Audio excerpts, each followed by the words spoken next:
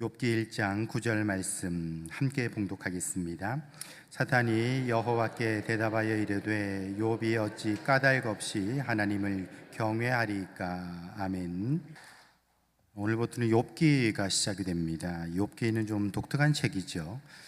일단은 보통 시가 문학으로 편성이 되는데, 근데 또 내용이 굉장히 많습니다. 이게 이제 뭐 선지서가 아니잖아요.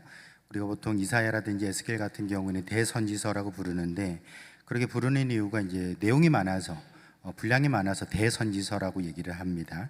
욥기는 이야기는 굉장히 단순한데도 불구하고 42장까지 그렇게 나와 있는 성경이라는 것입니다.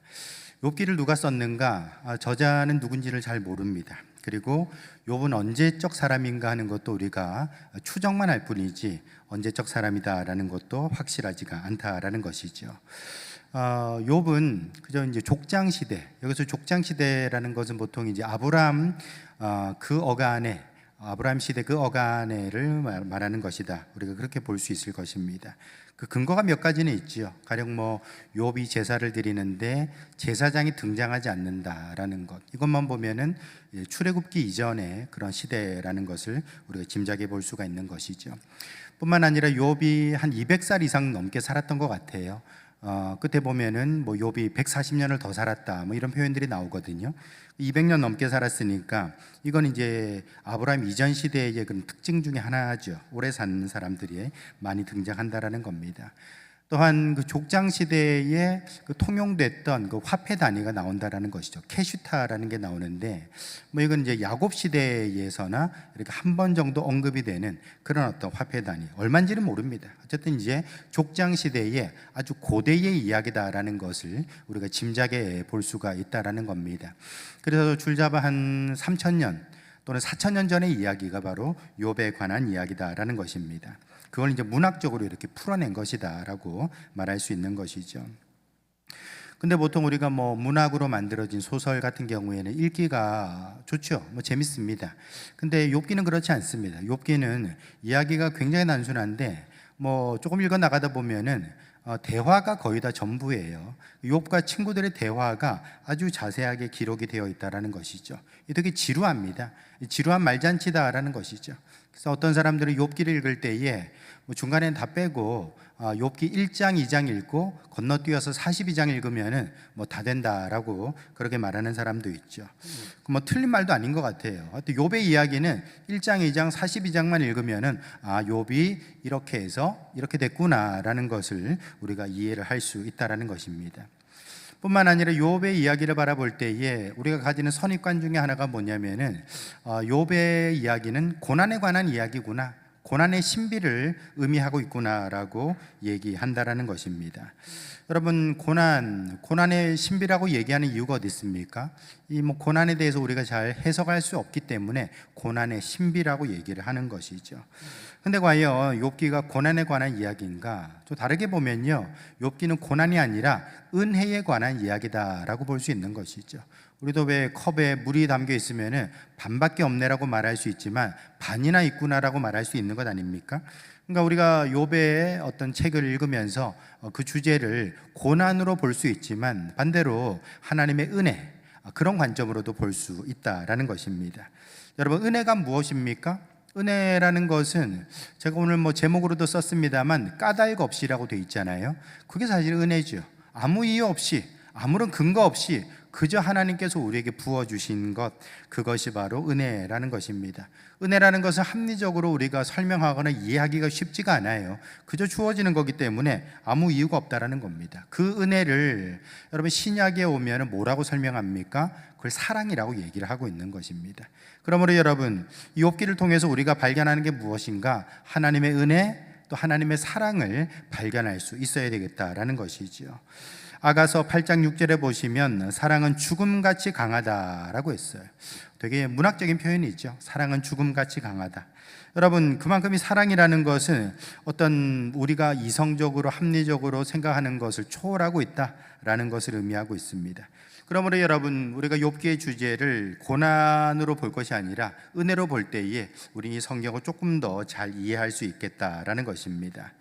이런 뿐만 아니라 욥기 이해를 좀 가로막는 장애물이 있어요. 그 중에 하나가 뭐냐면은 욥은 의인인데 왜 고난 받는가 하는 것입니다. 욥은 의인인데 왜 고난 받는가? 여러분, 우리가 이 의인이라는 생각을 하게 된다면은, 아니 하나님께서 의인도 괴롭히시나, 의인도 고난받게 하시나, 왜 그렇게 고난을 주시는가, 다른 사람도 아니고 죄인도 아니고 의인인데 왜 그렇게 하시는가, 그렇게 생각할 수 있다라는 것이죠. 근데 이것도 찬찬히 따져보면은 그렇게 말하기가 쉽지가 않습니다. 왜냐하면 여러분, 일단 의인이 있습니까? 의인이라는 것은 없죠. 성경은 의인이 없다라고 얘기를 하고 있습니다.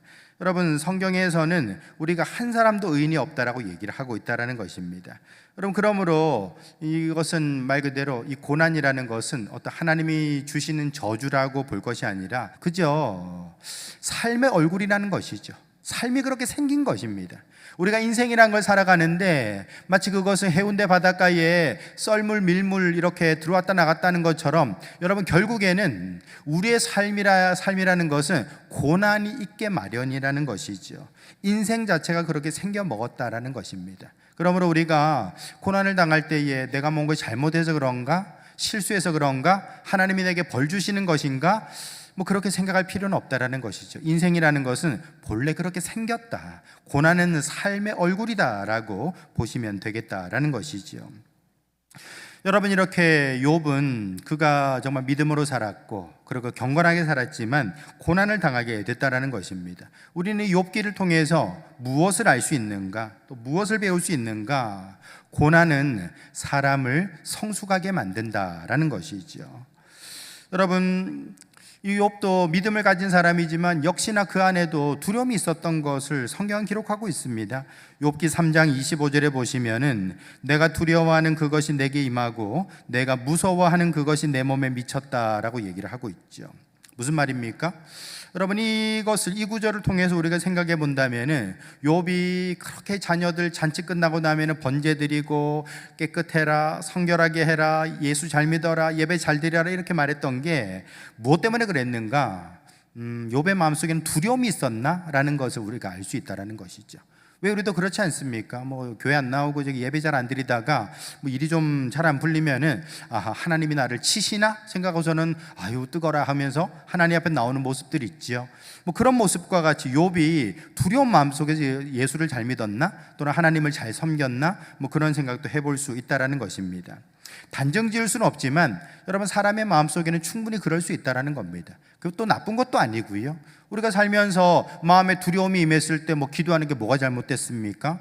뜨거라 해가지고 예배 나오는 게 뭐가 잘못됐습니까? 우리가 매 맞고 돌아올 수도 있는 것이죠. 근데 여러분, 나중에 욥이 뭐라고 고백을 하는 거 하니, 욥 42장 5절에 보시면은 내가 주께 대하여 귀로 듣기만 하였사오나 이제는 눈으로 주를 배웁나이다 라고 얘기를 하고 있죠.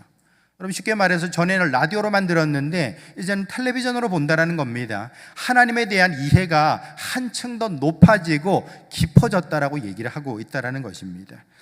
여러분, 우리 그럴 수 있죠. 어릴 때는 부모님이 교회 가야 된다, 교회 안 가면 밥도 안 준다, 그러니까 교회 가던 친구가 나중에 은혜 받아가지고 하나님을 사랑하는 마음으로 예배할 수 있는 것이죠. 믿음이 한창 자라간 것 아니겠습니까?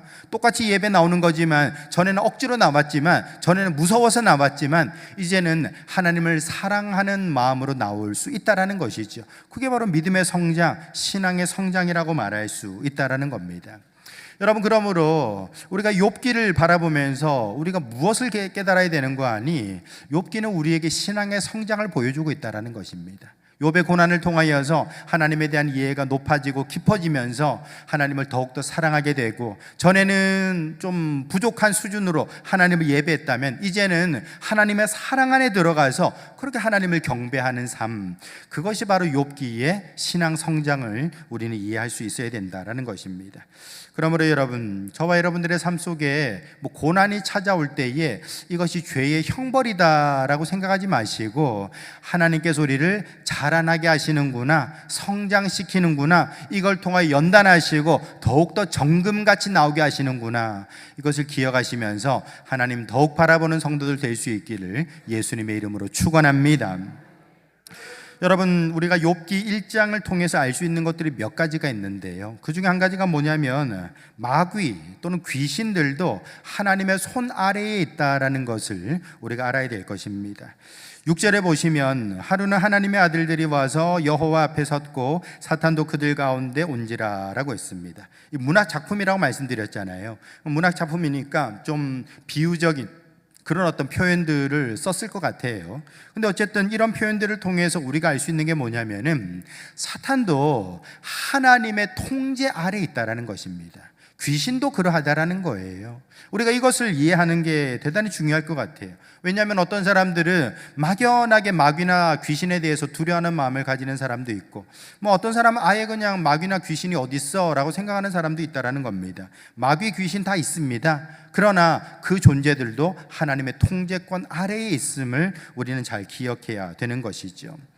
어떤 사람들은 마귀나 귀신을 되게 과소평가하는 사람들이 있지요. 그런 게 어딨어 라고 애써 무시하는 사람들도 있습니다.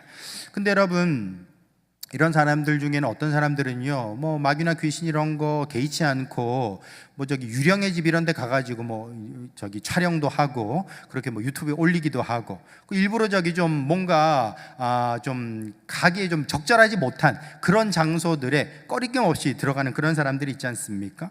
이런 사람들은 마귀나 귀신을 너무 말 그대로 이제 과소평가하는 그런 사람이라는 것입니다. 여러분, 우리가 동물원에 가면은 사자나 호랑이가 우리 안에 있잖아요. 우리 밖에서 보는 거 아무 문제 없습니다. 안전하게 관람을 할 수가 있어요. 근데 우리에다 손 집어넣고 새우깡 주겠다고 과자 던져주겠다고 하면 어떻게 되겠습니까?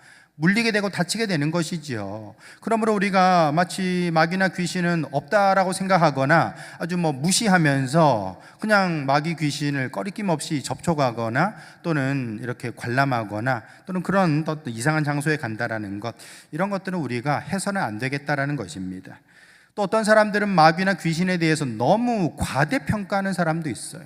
요즘도 아마 있는 걸로 알고 있는데, 여러분, 예전에 어떤 교회는요, 저기 귀신론이라 그래가지고 뭐든지 다 귀신이 다 한다, 뭐 이런 식으로 이렇게 갖다 붙이는 교회도 있었죠. 기침에도 기침 귀신이 있다. 그 다음에 뭐 저기 뭐 감기를 걸려도 감기 귀신이 있다. 심지어는 뭐 무좀에 걸려도 무좀 귀신이 역사한 거라고 뭐 그렇게 얘기하는 사람들이 있습니다. 하여튼 뭐 뭐든지 다 귀신 탓을 해버리는 그런 어떤 모습들도 있죠. 이런 것들도 사실은 다 과대평가하는 것입니다. 잘못된 어떤 생각이라는 것이죠. 심지어는 자기가 욕해놓고서는 마귀한테 뒤집어 씌우는 사람도 있잖아요. 내가 한 게 아니고 마귀가 시켜서 한 것이다, 뭐 이런 식으로 하면서 빠져나가는 사람들이 있습니다. 우리 법에도 그런 게 있는 것 같아요. 일종의 뭐 심신미약이라는 거 해가지고 뭐 감형을 해준다든지 이런 것들이 있지 않습니까? 뭐 제가 볼 때는 심신미약은 더 맞아야 될 것 같은데, 안 그렇습니까? 자기가 술 마셔가지고 인사불성 되도록 만든 게 더 큰 죄 아니겠습니까? 근데도 그걸 뭐 감형을 해주는 걸 보면은 좀 이해가 안 된다. 서양 같은 경우에는 뭐 미국 같은 경우는 다중인격에 대해서 또 그렇게 하더라고요. 그래서 뭐 나 말고 다른 인격이 나와가지고 그런 범죄를 저질렀다, 이 사람은 뭐 감옥이 아니라 뭐 치료 보호를 좀 받아야겠다, 뭐 이런 식으로 판단을 보게 되는데, 이런 것들은 다 사실은 속이는 것들이다. 지가 해놓고 이제 엉뚱한 소리를 한다라고 얘기할 수 있을 것입니다. 여러분, 어쨌든 우리가 마귀나 귀신에 대해서 과소평가하는 것도 잘못된 것이고요, 과대평가하는 것도 잘못된 것이다 라는 것이죠. 야고보서 4장 7절에 보시면 그런즉 너희는 하나님께 복종할지어다 마귀를 대적하라 그리하면 너희를 피하리라 라고 했습니다. 여러분, 결국에는 마귀나 귀신이나 모든 어떤 악한 영들도 하나님의 손 아래에 있다, 하나님의 통제권 아래에 있다라는 것입니다. 그러므로 저와 여러분들은 뭐 마귀나 귀신이 우리를 두렵게 할 때에 예수 이름으로 대적할 수 있기를 축원합니다. 예수 이름으로 대적할 때에 그들이 다 떠나가게 되는 것이고 우리는 주님 안에서 평안함을 누리게 되는 것이죠. 여러분, 특별히 마귀가 어떻게 역사합니까? 오늘도 보시면은 마귀가 계속해서 뭐 이런 말 저런 말을 해대면서 하나님과 이렇게 논쟁하는 것들을 보게 되는데, 마귀는 뭘로 역사하는가? 말로 역사하는 것 같아요. 결국에는 부정적인 말, 빈정대는 말, 또는 뭐 왜곡하는 말 있죠. 뭐 내가 들은 대로 뭐 옮긴다면 모르겠지만 들은 거에다가 내 말 더 덧붙여가지고 뭐 이러쿵저러쿵 말을 퍼뜨리는 거. 사실 이런 것들이 마귀가 역사하는 가장 큰 틈이 되더라라는 것입니다. 여러분, 에베소서 5장 4절에 보시면 누추함과 어리석은 말이나 희롱의 말이 마땅하지 아니하니 오히려 감사하는 말을 하라라고 했습니다. 왜 감사하는 말을 하라고 합니까? 우리 마음속에 그럴 수 있잖아요. 뭐 삐뚤어진 심성을 가지고서는 뭐 욕을 할 수도 있고 뭐 빈정거릴 수도 있고 또는 왜곡된 말, 거짓된 말을 할 수 있는데 그런 것들이 결국에는 내가 그 말을 하는 내가 마귀에게, 귀신에게 공격당하는 빌미가 된다는 것입니다. 그럼 나를 지키는 방법이 뭘까요? 감사하는 말이라는 것입니다. 내 마음속에 뭐 안 좋은 것이 올라올 때에 그때마다 우리는 주여 감사합니다, 감사합니다, 감사합니다, 감사합니다, 계속해서 감사합니다, 감사합니다를 읊어대고 외칠 때에 우리가 마귀는 떠나가게 되고 하나님의 은혜 가운데 들어가게 되는 줄 믿으시길 바랍니다. 그러므로 저와 여러분들은 이 부정한 입술을 회개하시고 오직 성령 안에서 감사함으로 살아가는 성도들 될 수 있기를 예수님의 이름으로 축원합니다. 우리가 또 욥기 1장에서 찾아볼 수 있는 또 중요한 게 있어요. 이게 뭐냐면은 바로 세계관의 대립이라는 것입니다. 어떤 세계관의 대립인가? 이 결정론적인 세계관이 있고요, 은혜론적인 세계관이 있다라는 겁니다. 물론 뭐 은혜론적인 세계관이라는 거 제가 갖다 붙인 말이고요. 보통 뭐 밖에서는 뭐 자유의지라든지 아니면 불확실성이라고 얘기를 하지요. 근데 이것은 성경적인 개념으로 본다면은 은혜론적인 세계관이라고 말할 수 있습니다. 마귀는 결정론적인 세계관으로 우리를 위협하고 있고요, 하나님은 은혜론적인 세계관으로 우리를 구원하신다라는 것이죠. 결정론적인 세계관이라는 것은 바로 이것입니다. 여러분들이 인과응보라는 얘기를 한 번씩 듣게 되죠. 뭐 불교 또는 힌두교의 그런 철학체계라고 얘기를 합니다만, 인과응보 또는 인과법칙, 과학에도 있잖아요. 원인이 있으면 결과가 있다라는 겁니다. 이쪽에서 힘을 가하면 거기에 대한 작용이 나타나게 된다라는 것이죠. 이게 다 결정론적인 세계관이라고 얘기를 할 수 있습니다. 여러분, 그래서 이런 어떤 결정론적인 세계관이 어떤 뭐 종교라든지 철학 사상에 영향을 많이 받은 인도 같은 경우는 어떻습니까? 거기는요, 우리 보통 뭐 카스트 제도 해가지고 뭐 4개의 어떤 신분이 있는 걸로 알고 있잖아요. 아닙니다. 신분 제도가 1000개가 넘어요. 훨씬 많은 그런 어떤 신분적인 계층들이 그렇게 존재한다라는 것입니다. 여러분, 그래서 어떤 사람들은요, 태어나가지고 일생 동안 빨래만 하는 사람들이 있어요. 도비왈라라는 사람들이 있는데, 이 사람들은 그냥 겐지스 강에서 계속해서 빨래를 메어치면서 빨래만 하는, 그러면서 아주 뭐 움막 같은 데서 정말 뭐 피죽 한 그릇 끓여 먹으면서 겨우겨우 살아가는 그런 사람들이 있다라는 것입니다. 당신 왜 이렇게 삽니까? 라고 물어보면 뭐 그렇게 태어났으니 산다라는 것입니다. 왜 그렇습니까? 내가 이렇게 가난한 이유는, 내가 이렇게 여러 가지 저주를 받고 태어난 이유는 결국에는 전생의 죄 때문이라고 설명을 하거든요. 뭐 전생이란 거 내가 가보지도 않았고 지금 뭐 생각도 잘 안 나지만 설명은 되잖아요. 전생에 죄가 있으니까 이 땅에서 내가 이렇게 고생하는 거구나, 힘든 거구나, 벌을 받는 거구나, 여기서 내가 좀 돌을 잘 닦으면 다음 생에서는 좀 더 나은 삶으로 태어날 것이다. 이게 바로 결정론적인 세계관이라는 것입니다. 여러분, 설명은 다 돼요. 이해는 다 됩니다. 모든 것이 다 이렇게 연결되는구나. 이건 사실 과학적인 세계관이기도 합니다, 여러분. 그래서 뭐 라플라스의 악마라는 말도 있죠. 어떤 초기 조건을 우리가 알게 된다면 결과를 다 예측할 수 있다라는 것이죠. 근데 그 라플라스의 천사가 아니라 라플라스의 악마라고 이름 붙인 이유가 뭐가 있을까? 이건 우리에게는 별로 좋지가 않거든요. 여러분 생각해 보세요. 사람이 어떤 심는 것에 따라서 어떤 그 결과를 얻게 된다는 것이 결정론적인 세계관이라는 거잖아요. 근데 우리가 뭘 심습니까? 모두 다 죄를 심잖아요. 우리 다 죄인이니까 결국에는 얻게 되는 것이 좋은 게 아니라는 것입니다. 그러므로 결정론적인 세계관 속에서는 우리의 구원을 찾기가 대단히 어렵다라는 것이죠. 오늘 9절 말씀해 보시면은 사탄이 여호와께 대답하여 이르되 욥이 어찌 까닭 없이 하나님을 경외하리이까? 까닭 없이 하나님을 경외하리이까? 까닭이 있다, 이유가 있다라고 얘기를 하는 거잖아요.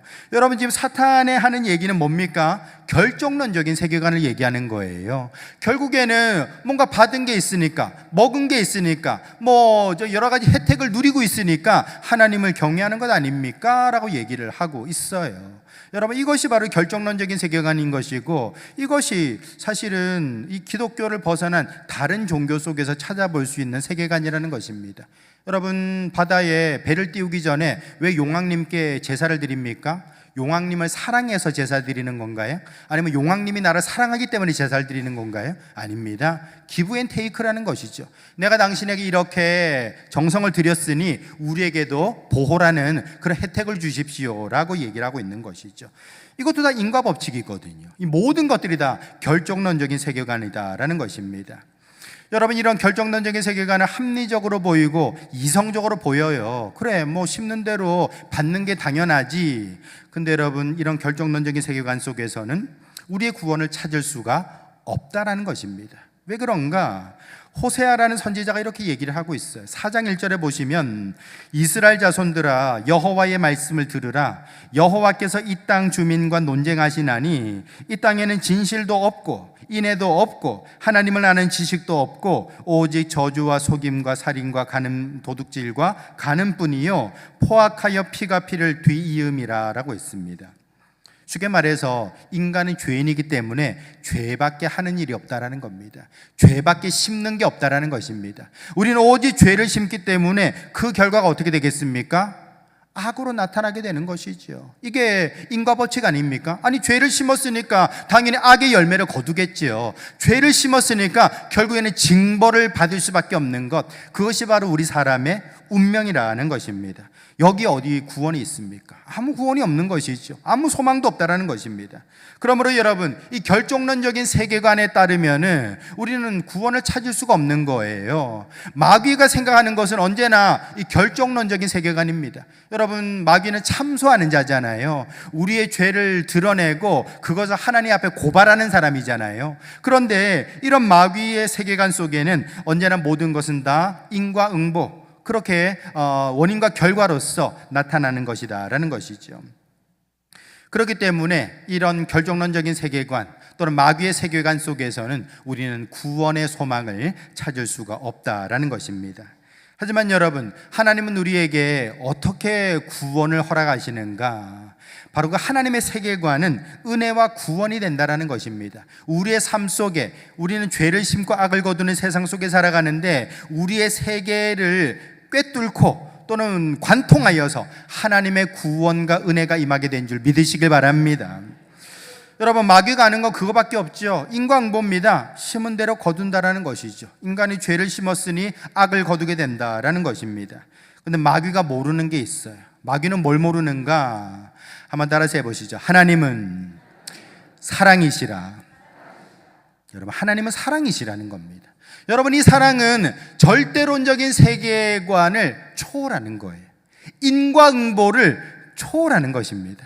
다시 말해서 우리는 죄를 심고 악을 거두는 존재잖아요. 우리에게는 아무 소망이 없습니다. 하는 짓마다 죄고 하는 짓마다 악이라는 것입니다. 그런데 하나님은 그런 우리들을 뭐 하셨다고요? 사랑하셨다라는 것입니다.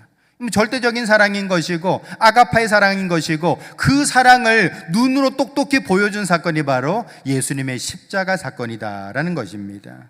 그러므로 하나님의 사랑은 인과 법칙을 초월하게 되는 줄 믿으시길 바랍니다. 여러분, 요한일서 4장 7절에 보시면은 사랑하는 자들아 우리가 서로 사랑하자. 사랑은 하나님께 속한 것이니 사랑하는 자마다 하나님으로부터 나서 하나님을 알고 사랑하지 아니하는 자는 하나님을 알지 못하나니 이는 하나님은 사랑이심이라.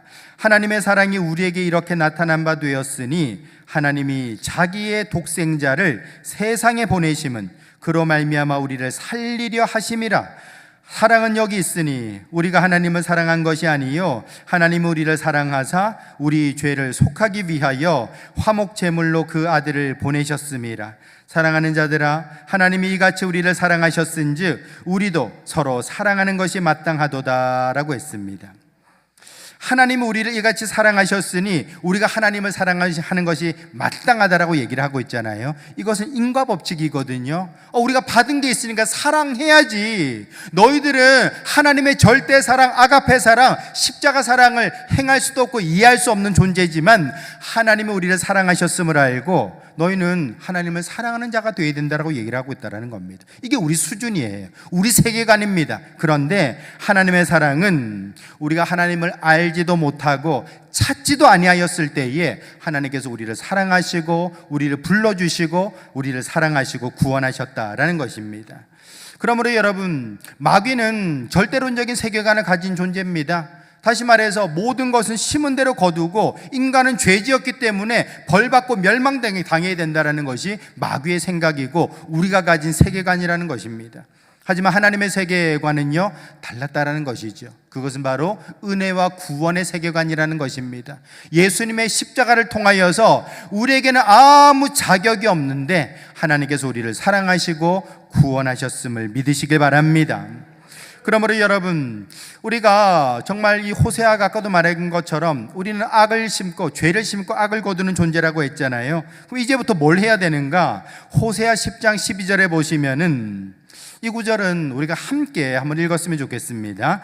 너희가 자기를 위하여 공의를 심고 인애를 거두라. 너희 묵은 땅을 기경하라. 지금이 곧 여호와를 찾을 때니 마침내 여호와께서 오사 공의를 비처럼 너희에게 내리시리라. 아멘. 공의를 심어라 라고 얘기를 하고 있어요. 지금까지 사람은 죄를 심고 그리고 악을 거두는 존재였는데 이제부터는 공의를 심어라, 의로운 것을 심어라 라고 얘기를 하고 있습니다.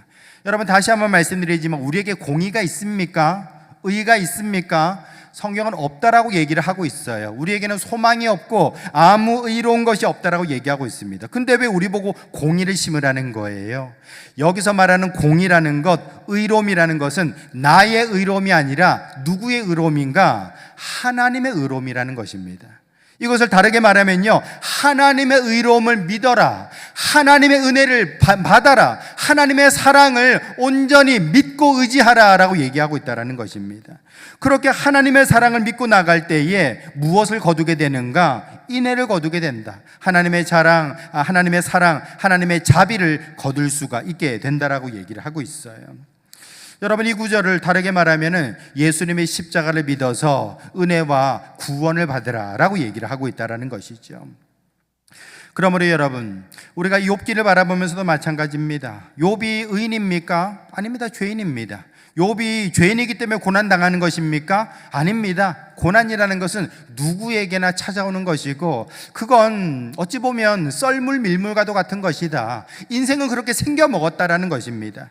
여러분, 그런데 이 욥의 이 고난 속에서 우리가 발견해야 될 것은 무엇인가? 사람은 다 저렇게 고난받는구나. 그 고난에 초점을 맞출 것이 아니라 이 속에, 이 성경 속에 나오는 하나님의 은혜, 하나님의 자비, 하나님의 사랑을 발견할 수 있어야 된다라는 것이죠. 여러분, 그러므로 욥이 죄인이라 할지라도, 욥이 아무것도 아닌 존재라 할지라도 하나님은 그를 포기하지 아니하시고 그를 붙들고 있으며 그를 회복시키신다는 사실을 우리는 욥기를 통해서 발견할 수 있어야 되겠다라는 것입니다. 갈라디아서 6장 14절에 보시면 그러나 내게는 우리 주 예수 그리스도의 십자가 외에 결코 자랑할 것이 없다라고 했습니다. 이 말이 무슨 뜻입니까? 결국에는 우리의 소망은 예수님밖에 없음을 믿으시길 바랍니다. 십자가를 붙들 때에 구원받게 되는 줄 믿으시길 바랍니다. 우리 삶에 많은 고난이 있지만 결국에는 하나님을 의지하는 그 사람에게 소망의 문이 열리게 되는 것이고 구원의 길이 펼쳐지게 되는 줄 믿으시길 바랍니다. 여러분, 그러므로 우리는 이 결정론적인 세계관, 까닭없이라는 말이 결정론적인 세계관이거든요. 마귀가 결정론적인 세계관을 통하여서 너희는 죄를 심었으니 악한 자로 멸망당하게 된다라는 그 얘기를 할 때에 우리는 하나님의 사랑을 말할 수 있어야 되고 그 십자가를 믿어야 되는 것이고 예수님을 온전히 의지하며 나아갈 때에 구원의 길로 나가게 되는 줄 믿으시길 바랍니다. 결론의 말씀을 드립니다. 여러분, 인생은 부조리하다라고 얘기를 하지요. 여기서 말하는 부조리란 말은 이해할 수 없다라는 말입니다. 설명이 안 된다라는 말을 부조리라고 얘기를 하지요. 여러분, 그렇습니다. 우리가 욥기를 읽어도 왜 이게 참 마음에 와닿질 않는가? 그건 인생의 부조리를 그대로 드러내기 때문에 그렇다라는 것입니다. 이해가 안 되는 거예요. 그래서 왜 고난받는지도 모르고 그냥 고난의 신비라고 얘기를 하는 것이죠. 여러분, 다시 한번 말씀드립니다만 욥은 그저 우리와 평범한 죄인에 불과합니다. 그런데 그가 죄 때문에 고난을 받았는가? 그렇지 않다라는 것입니다. 고난이라는 것은 누구에게나 찾아오고 누구에게나 언제든지 다가올 수 있는 것이다라는 것이죠. 그렇다면은 우리가 인생의 여러 가지 고난 속에서 기억할 것은 무엇인가? 하나님이 나를 사랑하신다라는 것, 하나님이 나를 붙들고 계시다라는 것. 여러분, 하나님이 욥을 사랑하시잖아요. 마찬가지로 하나님께서 나를 사랑하시는 줄 믿으시길 바랍니다. 그 사랑 가운데서 우리는 주님을 의지하고 바라볼 때에 우리는 고난 속에서 더 단단해지게 되는 것이고, 욥기 안에 나오는 아주 명언이 있잖아요. 내가 정금같이 되어서 나온다라는 것입니다. 우리가 고난 속에서 성장하게 되는 것이고, 정금과 같은 사람이 되어서 성장하고 자라가고 주님 앞에 우뚝 설 수가 있게 되는 것이죠. 다시 한번 이 말씀을 잘 기억하시면서 고난 중에서도 오직 하나님을 바라보면서 하나님의 구원의 은혜를 소망하며 나가는 성도들 될 수 있기를 예수님의 이름으로 축원합니다.